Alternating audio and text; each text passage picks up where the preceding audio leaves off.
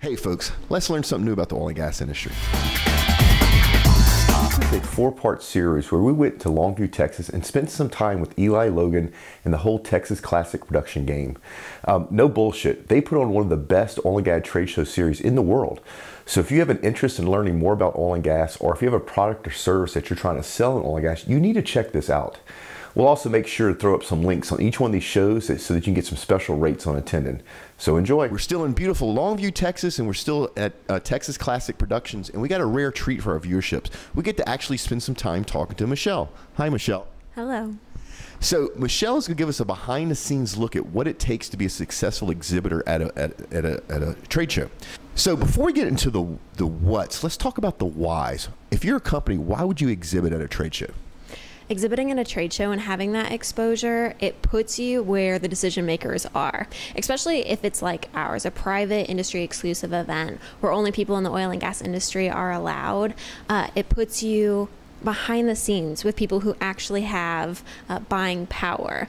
And if you think about it, if you're a salesperson, how many phone calls, how many emails that are probably ignored or deleted, how many touches does it take to actually get on the phone with a decision maker? But at a trade show, you're actually there face to face with them.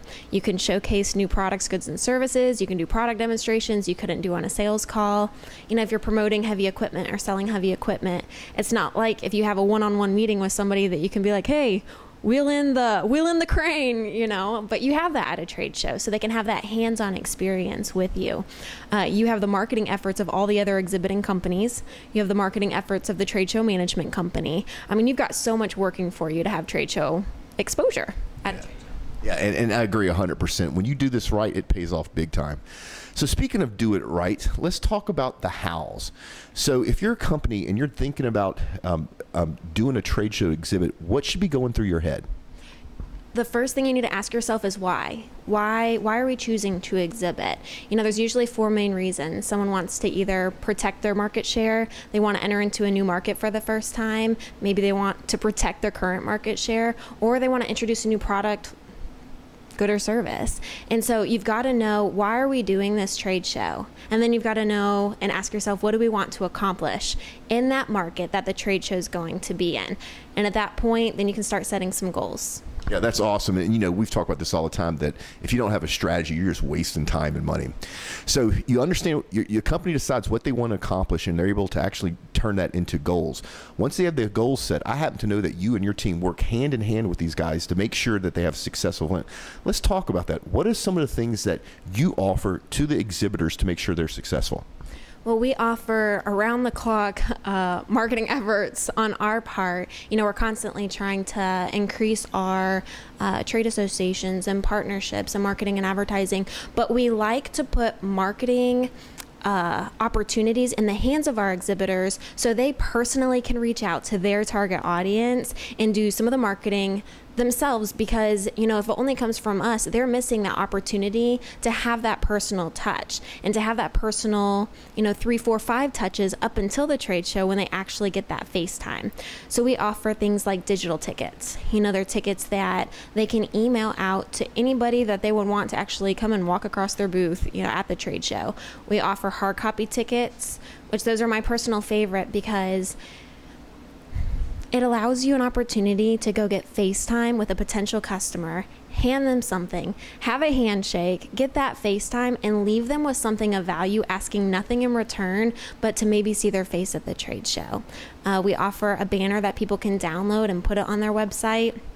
The best part about that banner is it promotes the show, it promotes what booth they're going to be at, but if somebody clicks on it, it captures that lead information for them. So that's also a value. And it's just a lot that we do. You know, if someone had a new creative idea, an exhibitor had an idea and asked for our help, guaranteed we would be looking into making it happen. Yeah, I agree 100%. Now, I happen to know something that y'all are getting ready to release pretty soon, which I think is awesome.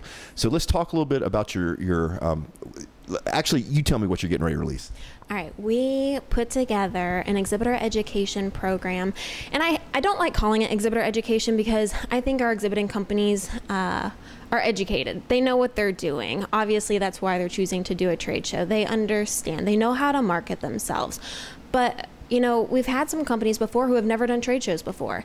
And some of them are a little bit hesitant to spend their marketing dollars doing something that they've never tried before. So we offer, we've got 36 videos coming out that we're going to be releasing.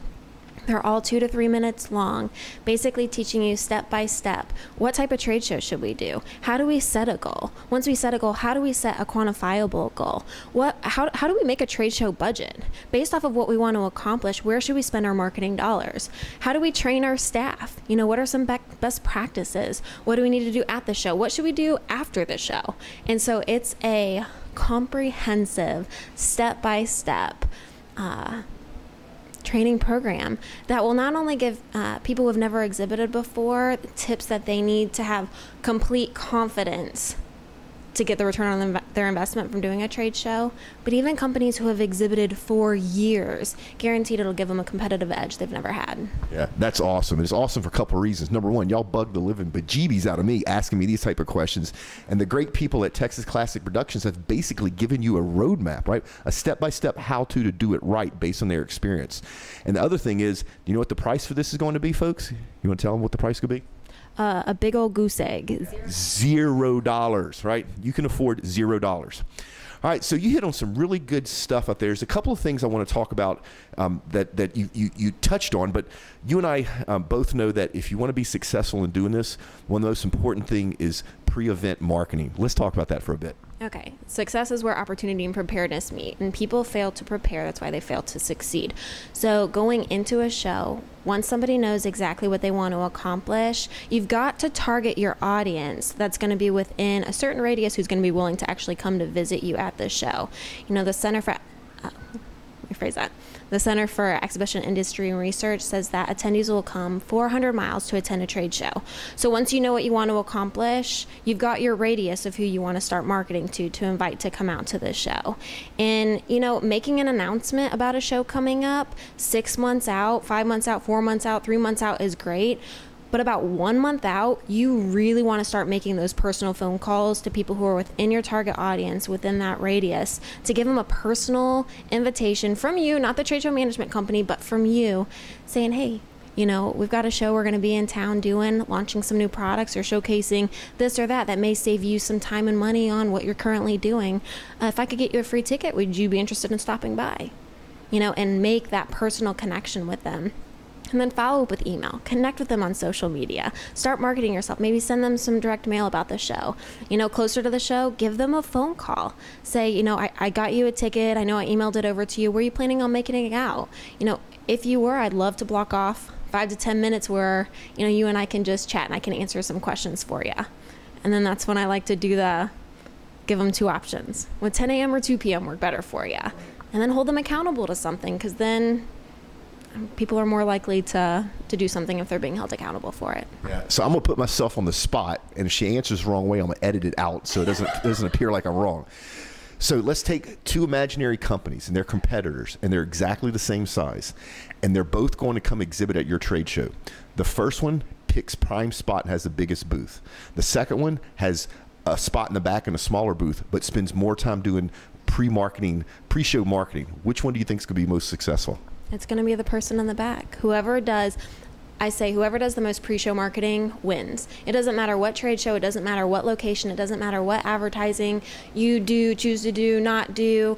It doesn't matter if you staff your booth giving away the best prizes. Whoever does the most pre-show marketing to their target audience wins.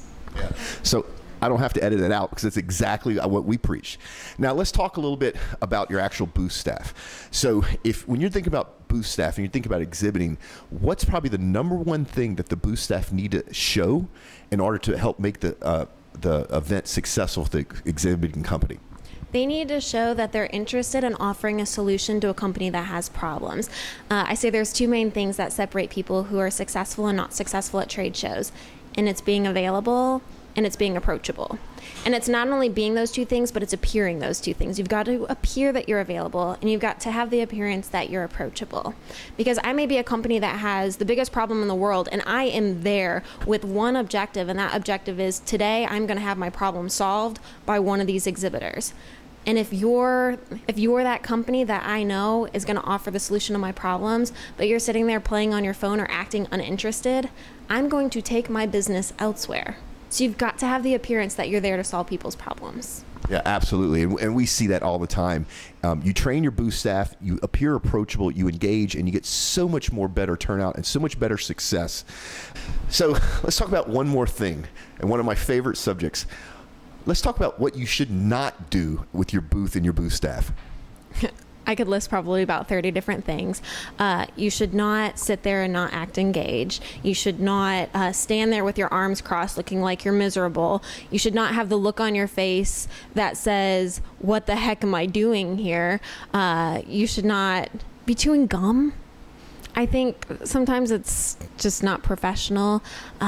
Cell phones, laptops, books, Kindle, iPads, anything that's going to distract you from engaging with a potential multi-million-dollar deal, you should leave in your hotel room. Dress business professional. You always want to dress one step above the attendees that are going to be attending the show. When people come up to your booth, they're looking for an industry expert, someone who's interested in what you have to offer. So you've got to appear interested in food. Looks disgusting. Having a cluttered, unorganized booth gives you the appearance that the products, goods, and services that you're offering are probably going to be unorganized and cluttered. So here's my pet peeve: booth girls. 100% agree. If you have to draw attention to someone or something outside of the product, good, or service that you're offering, it says that you're trying to appear better than what your product, good, or service is. What do you have to hide? Your product should speak for themselves. Yeah, absolutely. So folks, please stop the whole booth girl thing. Michelle, this is like just fantastic information. If people wanted to learn more about Texas Classic Productions, where should they go? I would send them to www.oilfield-expo.com, because that's going to take them directly to a listing of all of our shows and whether they want to attend or exhibit, which are the two main options that we provide. Yeah.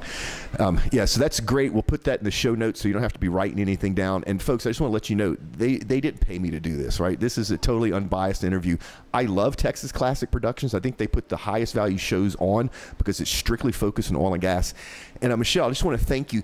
Thank you for giving us a behind-the-scenes look at what it takes, and thanks for offering the free educational materials on your website. We'll put those links on the show notes as well. So I really appreciate you joining us here. You're welcome. All right, folks, I hope this helped. We will see you next time.